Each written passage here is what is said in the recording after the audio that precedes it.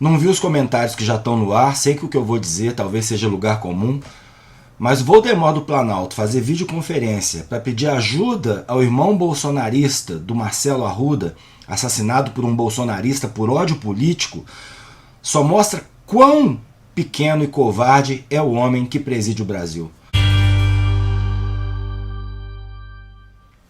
Salve galera, eu sou Maurício Ricardo, inscreva-se, deixe o like ou o dislike e comente.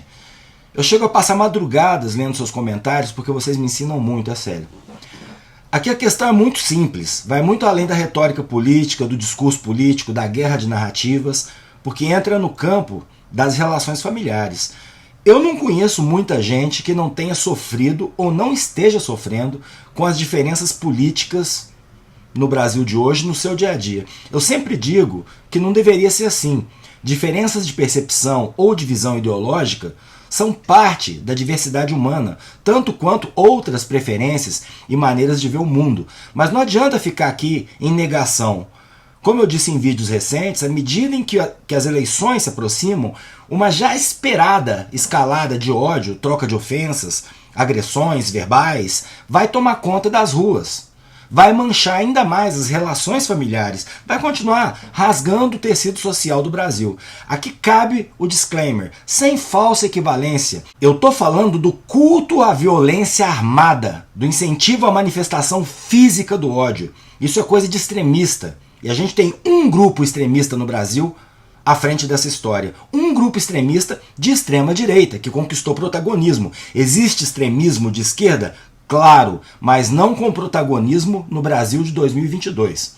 Quando a gente usa o termo polarização na disputa Lula-Bolsonaro e o termo cabe, a gente não está falando de dois grupos encostados em paredes opostas, um à esquerda e o outro à direita. A gente está falando de um grupo de extrema-direita que copia a cartilha da alt-right dos Estados Unidos, e essa extrema-direita que está se espalhando pelo mundo, e um partido que está tentando aglutinar politicamente, através de alianças, um espectro de centro-esquerda, e até da direita não extremada. Polarização, no caso das duas candidaturas, é um termo que muita gente vem usando, inclusive eu, para descrever esse estado binário das coisas, com muito pouco espaço de movimentação e chances concretas de vitória para as demais candidaturas. Isso sem considerarmos o cenário golpista, o cenário de incentivo ao caos social, à violência mesmo.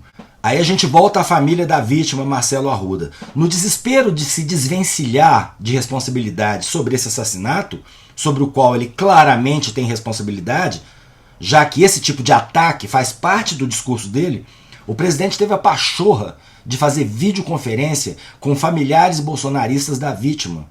Sobre essa questão da responsabilização e da comparação que o próprio Bolsonaro faz com o caso da facada que ele levou, deixa eu dizer o seguinte, o ódio está aí fora, isso já tem tempo.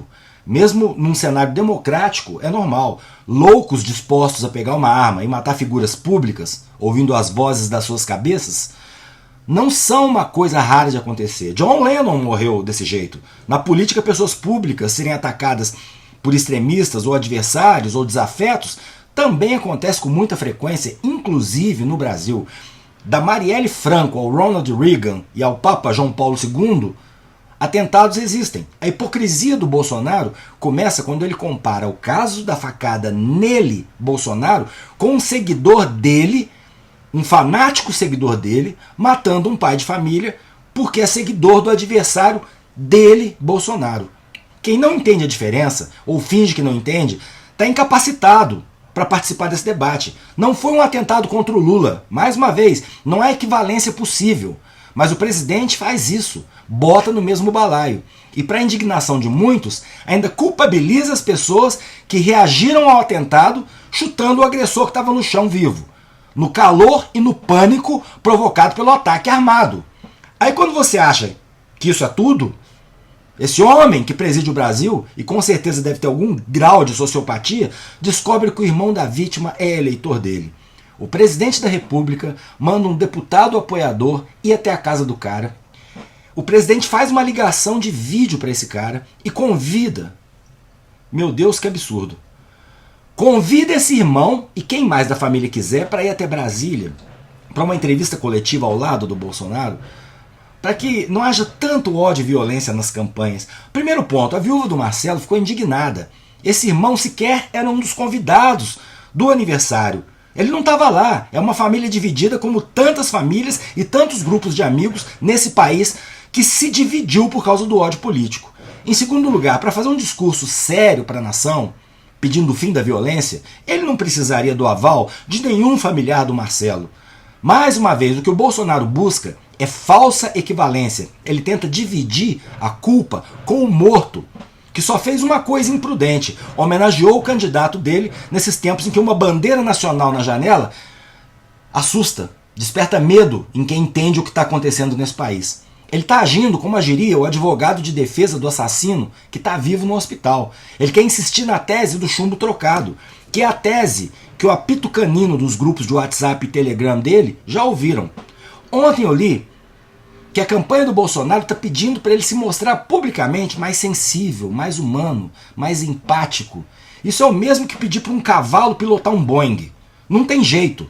Eu espero sinceramente que o irmão do Marcelo não se preste a esse papel nojento que é ir ajudar a campanha eleitoral do cara que foi causa da morte do irmão. Mesmo sob a ótica bolsonarista.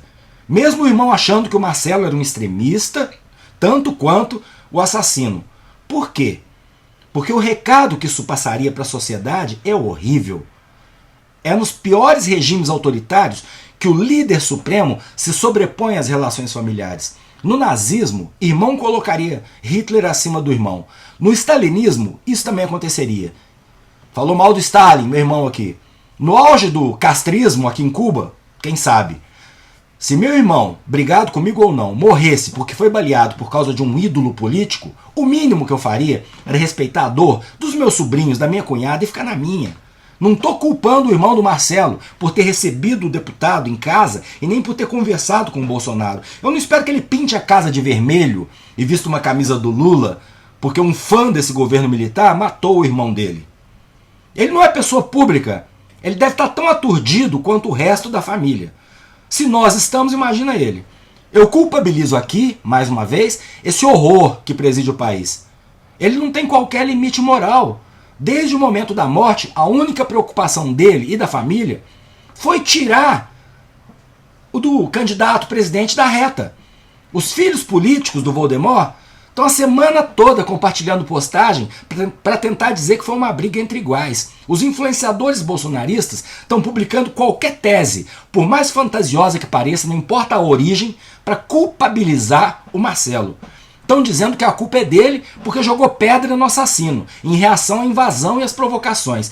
Eu não acho que você tem que responder a agressão com pedrada, obviamente, mas se o cara foi lá provocar, encher o saco numa festa com cerveja e bolo, que fosse registrar BO.